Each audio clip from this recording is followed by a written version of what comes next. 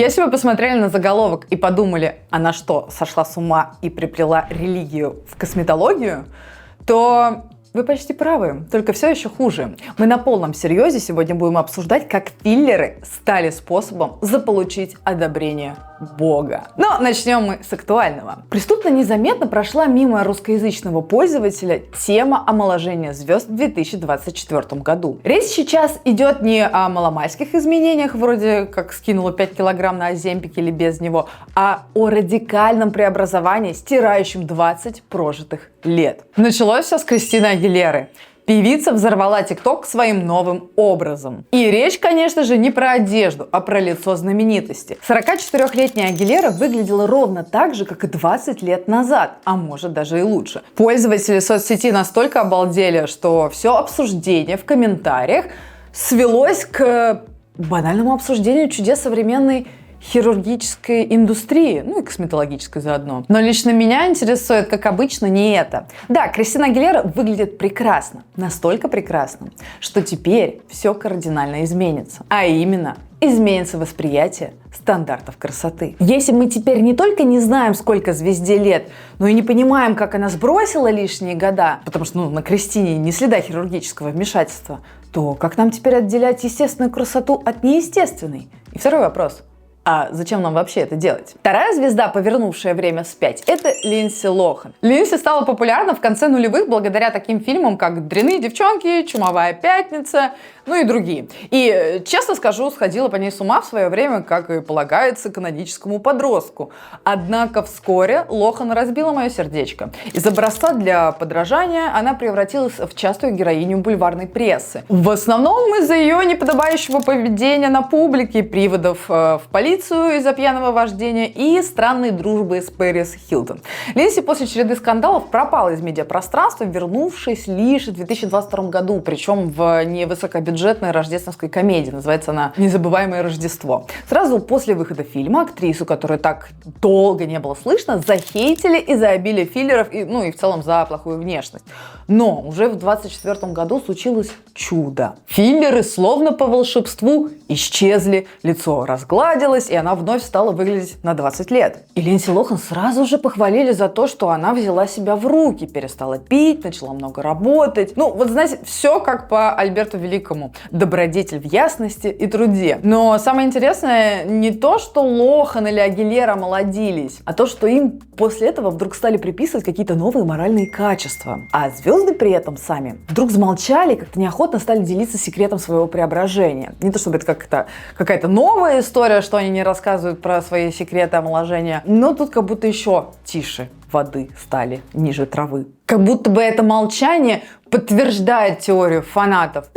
Взяла в себя в руки, вот и помолодела, похорошела. Как видите, возникает сразу несколько нериторических вопросов. Почему концепция морального исцеления в качестве омолаживающего средства удовлетворяет публику? Почему звезды так рьяно отрицают хирургические вмешательства? Почему мы так боимся стареть? И откуда в наших головах связка «красивый равно хороший»? Добро пожаловать на мой канал. Здесь мы говорим о красоте, моде и житейских трендах через схоластику, стоицизм, философию, историю, политику и другие науки. Можно отрицать влияние Бога на восприятие звезд, но вот чего точно нельзя отрицать, так это то, что ваша подписка на наш канал поможет ему развиваться дальше. Так что, друзья, подписывайтесь, ставьте лайк.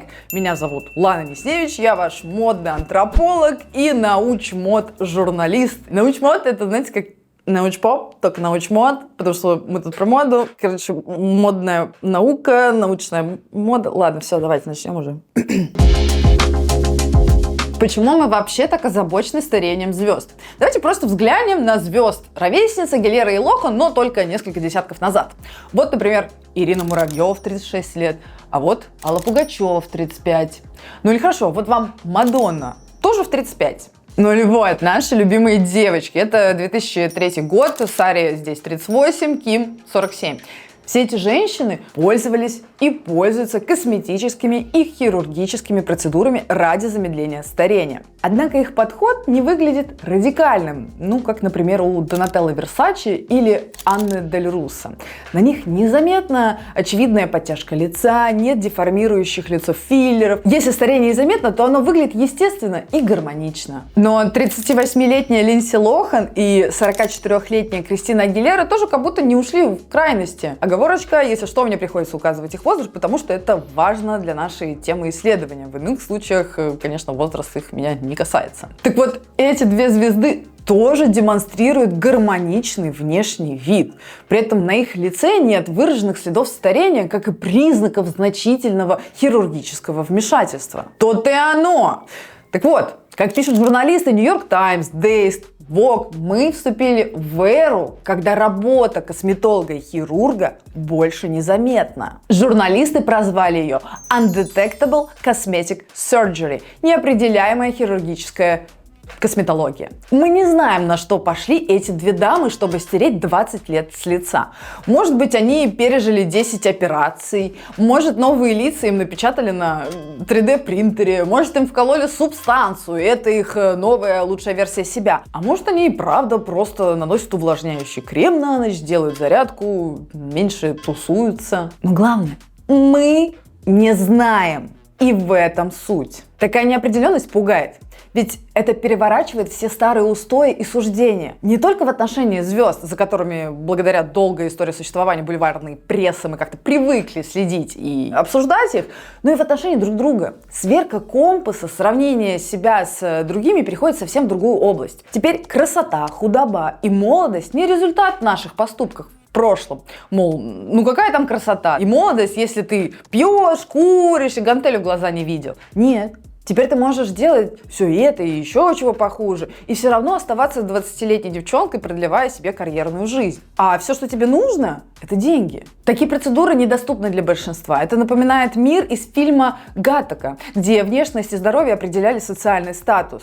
Бьюти-индустрия не только поднимает планку стандартов, но и усиливает классовую разобщенность. Кстати, посмотрите этот фильм. Оземпик, Надплюс, серумы с фактором роста, скульптура, блефаропластик, ксиамин и Морфеус-8. Список этих названий пополняется ежедневно. Индустрия развивается, недалек день, когда субстанция из фильма с Деми Мур станет реальностью. Кстати, субстанция. Этот фильм — отражение нашей реальности, погруженной в культуру недостаточности. Недостаток предполагает тройственность. То, чего не хватает, то, кому этого не хватает, и целостность, распавшаяся из-за недостатка и восстанавливаемая через синтез. Недостаточность – это не только источник наших страхов, но и мотивация для изменений. Однако, когда недостаточность превращается в парализующий страх, она лишает нас шанса на действие и поиск себя. На просторах русскоязычного YouTube вышло множество разборов этого фильма, и большинство обращалось к теме феминизма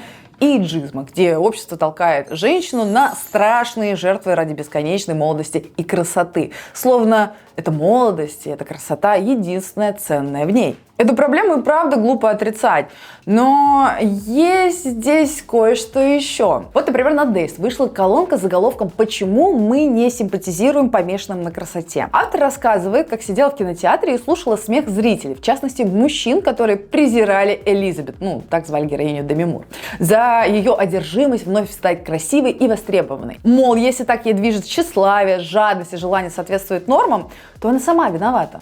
Так ей и надо. И тут начинает просвечиваться другая проблема, тоже довольно табуированная тема, которая связана с бесконечным улучшайзингом. Журналисты этому явлению дали более литературное название – perception drift. Дрейф восприятия.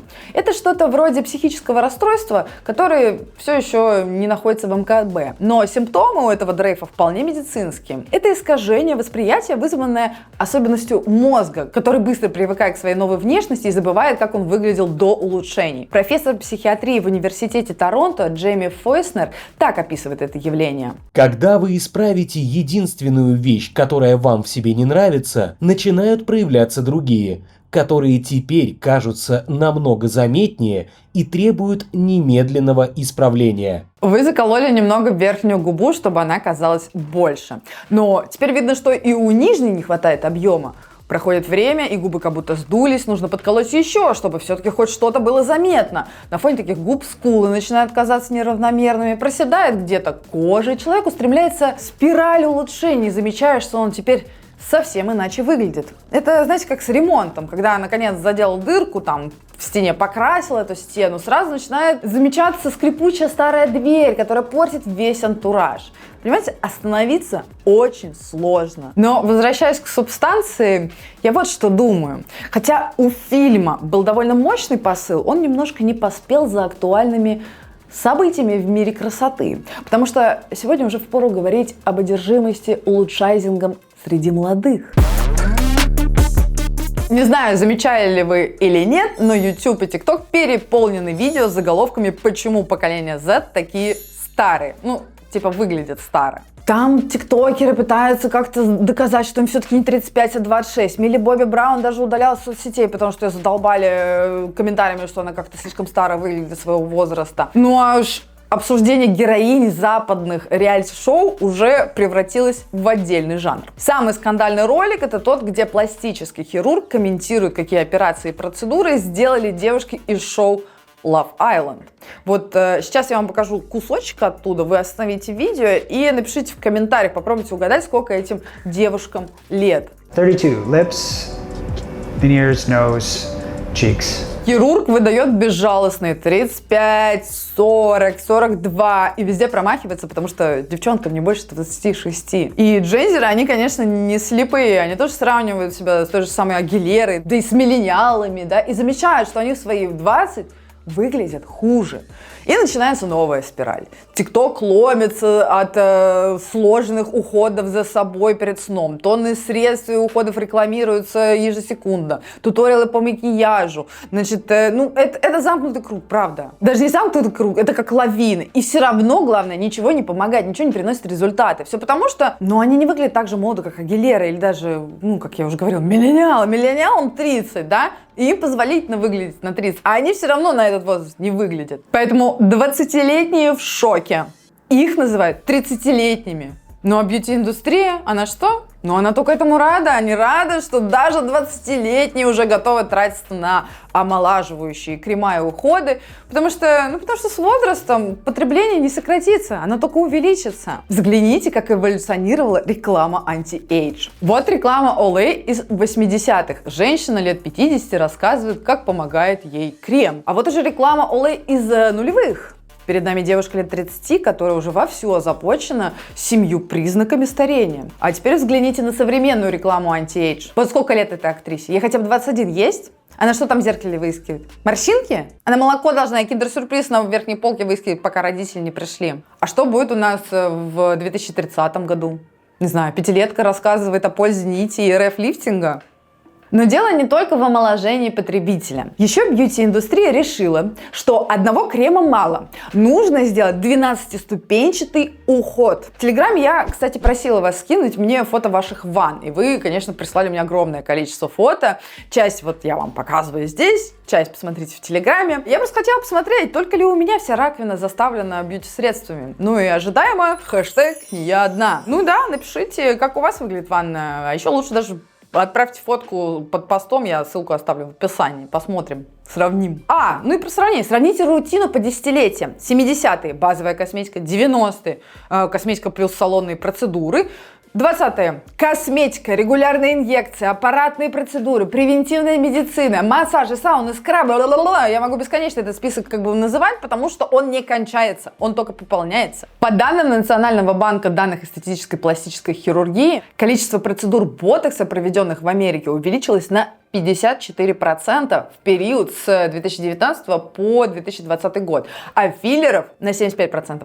Великобритания сегодня является самым быстрорастущим рынком филлеров во всем мире. И британские пластические хирурги сообщили о 70% увеличении запросов на консультации по сравнению с 2020 годом. Снижается и возраст, когда начинают делать первые пластические операции. Теперь за ними все чаще приходят в возрасте до 30, а иногда и до 20 20. Растет не только количество требуемых процедур и баночек, но и цены на них. Да, все мы любим прикупить бьюти-штучки в хмурый день, но исследования говорят, что средний американец тратит $1754 в год, в то время как у зумеров эта цифра достигает уже $2000. Одержимость зумеров в омоложении – это настоящий социальный феномен. И причину ему ищут все, кому не лень. Ну, кто-то говорит, что все дело в том, что они выросли в цифровой среде, где все были в филлерах и фейстюнах. Кто-то во всем винит легкий доступ к туториалам по макияжу, мол, они там себе делают контурик, из-за чего они там взрослее выглядят. Кто-то видит проблему в легкодоступности и нормализации бьюти-процедур. Что еще? Ну, еще в список вошли вейпы, депрессия, антисоциальность, но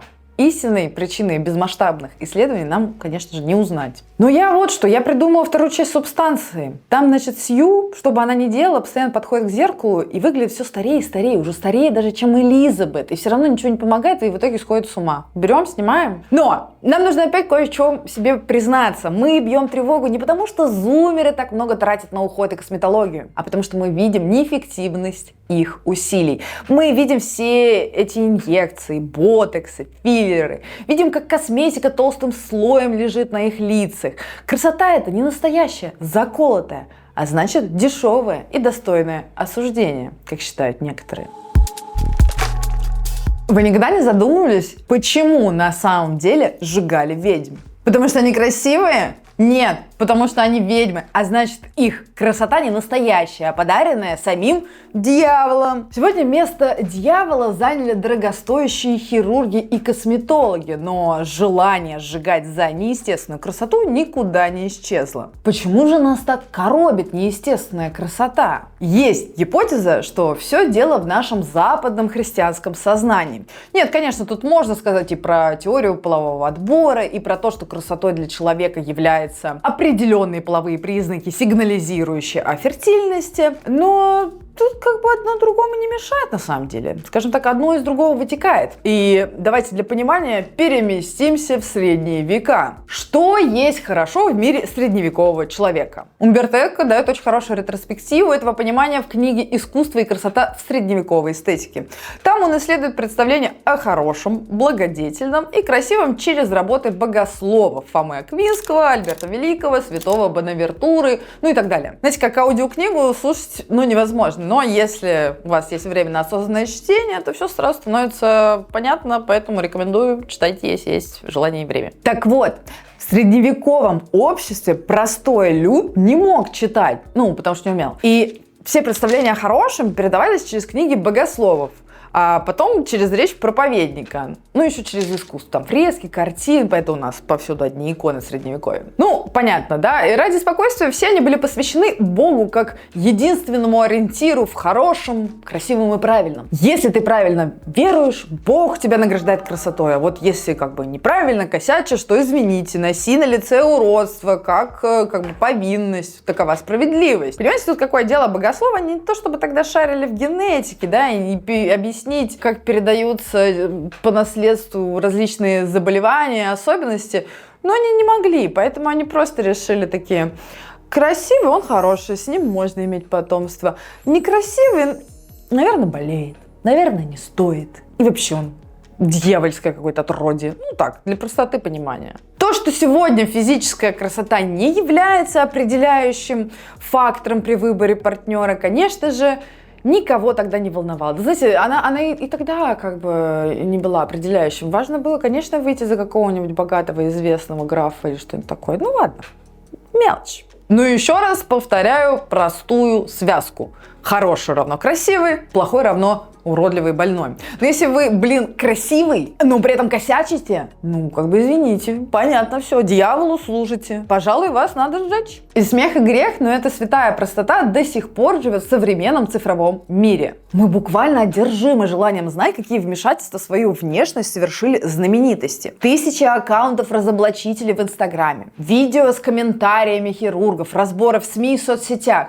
Нельзя просто так взять и порадоваться преображению звезды. Нужно нужно обязательно уточнить, как именно она это сделала. Ну или сделала ли, ну или вообще делала ли. Возможно, вы не из тех, кто отслеживает такие вещи в сети, но отрицать огромное число таких людей невозможно. В 2015 году интернет не мог отстать от Кайли Дженнер с ее губами. Девушке пришлось признаться, что да, вкалывала филлеры. Беллу Хадид обвиняли в пластике носа. Тоже пришлось признаться, что было. В 14 лет сделала ринопластику. Теперь атакует Агилеру. Она пока что агрессивно отказывается говорить о каких-то методах улучшения. А вот, кстати, Линдси Лохан, она тоже ничего не говорит, она просто делается дежурными фразами, говорит, ну да, сходил к косметологу, ну да, а еще, кстати, прикладываю холодное полотенце к лицу по утрам. В 2011 году Ким Кардашьян сделала рентген ягодиц, чтобы доказать, что ее ягодицы настоящие, у нее нет имплантов. И это как бы несмотря на предположение, что вообще-то она сделала пересадку жира, которая не видна на скане. В 2005 году Тайра Бэнкс наняла сонографиста, чтобы доказать, что она полностью натуральна, а позже призналась, ну да, сделала ринопластику еще в 90-х. Звезды в силу требований профессии постоянно улучшают свою внешность, применяя самые новые и дорогостоящие методы. Но почему они скрывают это? Неужели им так жалко поделиться секретом красоты с общественностью? Лично мне кажется, концепция красоты от Бога сюда вписывается идеально. Только вот теперь звезды из-за своей искусственности рискуют потерять не жизнь, ну да, их не сжигают, а свою репутацию.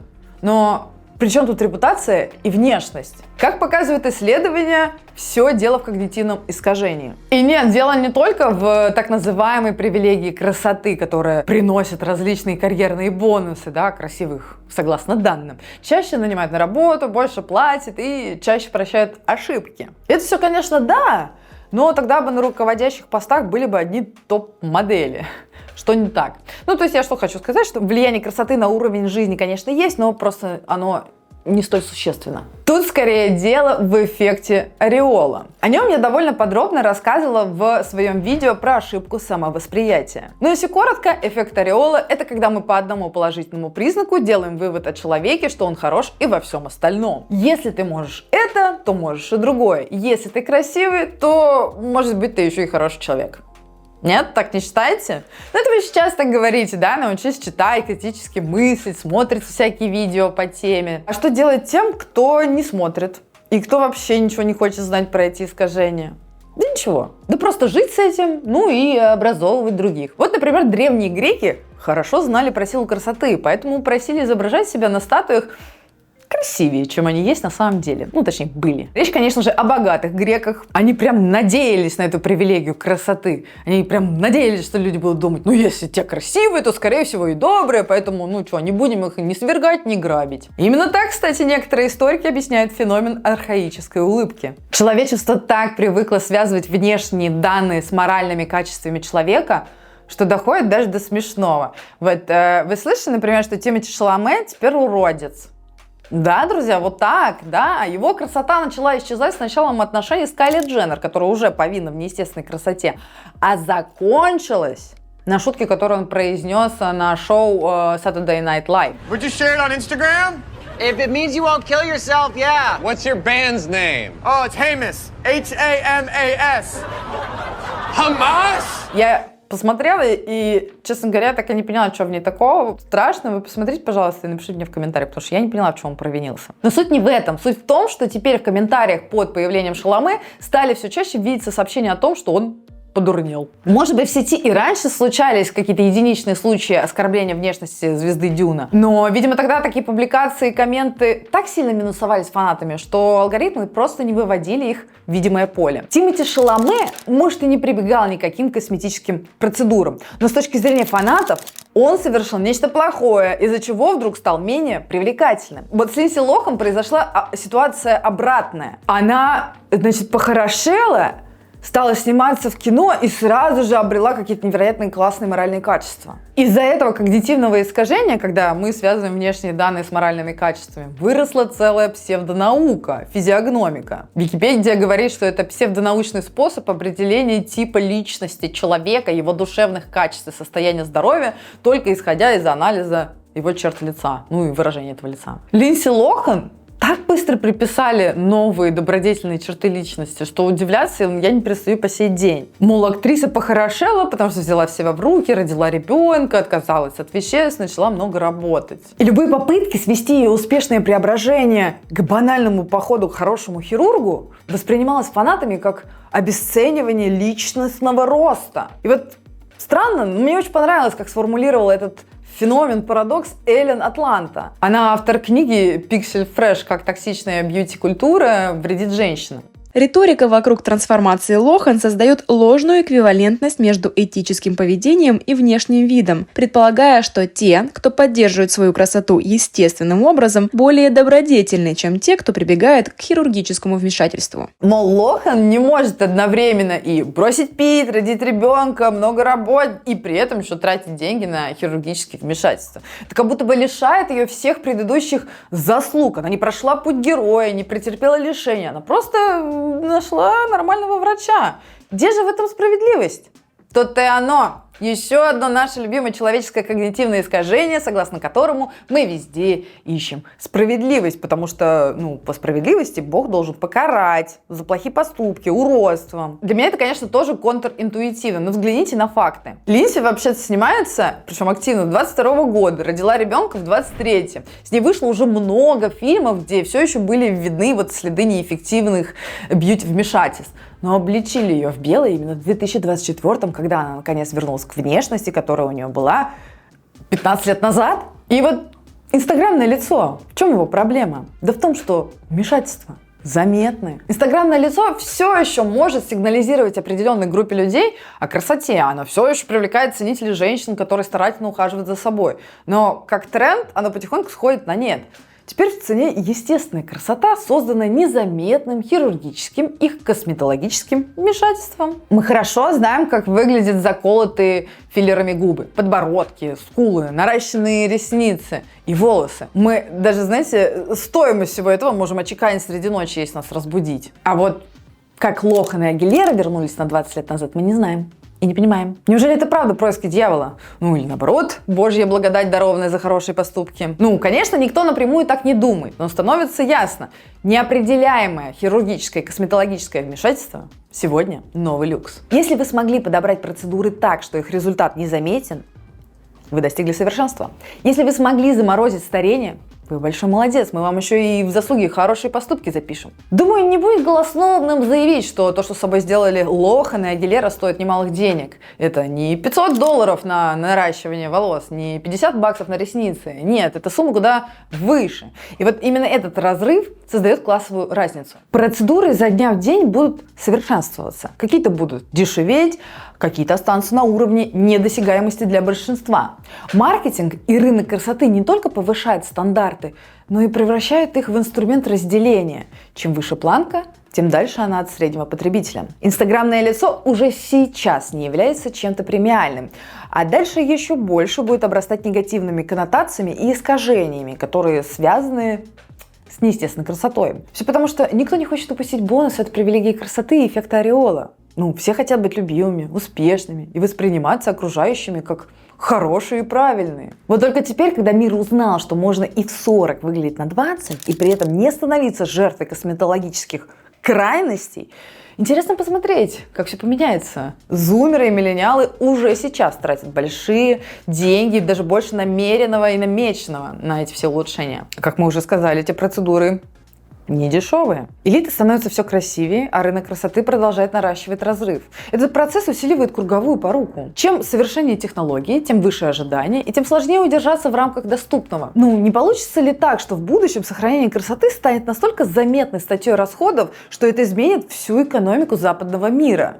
Оземпик уже поменял экономику Дании. Не станет ли бьюти-индустрия таким же востребованным пузырем, как и хай-тек сегодня? А пока мы в этой точке, где мы есть сейчас, старение постепенно перестает быть неизбежным событием, или, по крайней мере, оно начинает приходить к нам значительно позже. И единственное, что нам нужно для продления молодости, это деньги. Не ждет ли нас в будущем вечно красивая молодая элита, умудрившаяся выглядеть и в 40, в 50, как 20-летние. Что будет с 20-летними дальше, если уже сейчас они куда больше обычного одержимы своей внешностью и молодостью? В любом случае, пока все еще мы живем в мире, где когнитивные искажения сильнее, чем критическое мышление, звезды так и будут скрывать свои процедуры, надеясь оставаться в глазах фанатов поцелованными за благодетель Богом. Ну или по-простому сохранять репутацию хорошего человека, который не прибегает к дьявольской хирургии, потому что, пока все еще не натворил бед. Но, друзья, я вот что хочу сказать. Важно помнить, что вообще-то хирургия и косметология – это не только про эстетику и высокие стандарты. Эти технологии решают множество реальных проблем. С их помощью исправляют врожденные пороки, лечат травмы, восстанавливают качество жизни. Например, ботокс используют в стоматологии при лечении хронических мигрений. Да и в целом выбор пользоваться косметологией или нет остается за каждым человеком. Осуждать его за это, особенно в мире, где общество активно диктует свои стандарты, просто неправильно. Косметология имеет и положительные эффекты, которые нельзя игнорировать. Главное – подходить к этому осознанно, не из страха перед осуждением или недостаточностью, а из желания чувствовать себя комфортно в собственном теле. Потому что в конечном итоге красота – это не про одобрение общества, а про гармонию с самим собой. Ну а на этом у меня все. С вами была Лана Несневич. Пожалуйста, поставьте этому видео лайк, если вы аж до сюда досмотрели. А еще, конечно же, вы знаете, кому его отправить. А я на этом с вами, друзья, прощаюсь. Мои прекрасные, любимые, самые благодетельные цветочки. Да, с вами была Лана Несневич.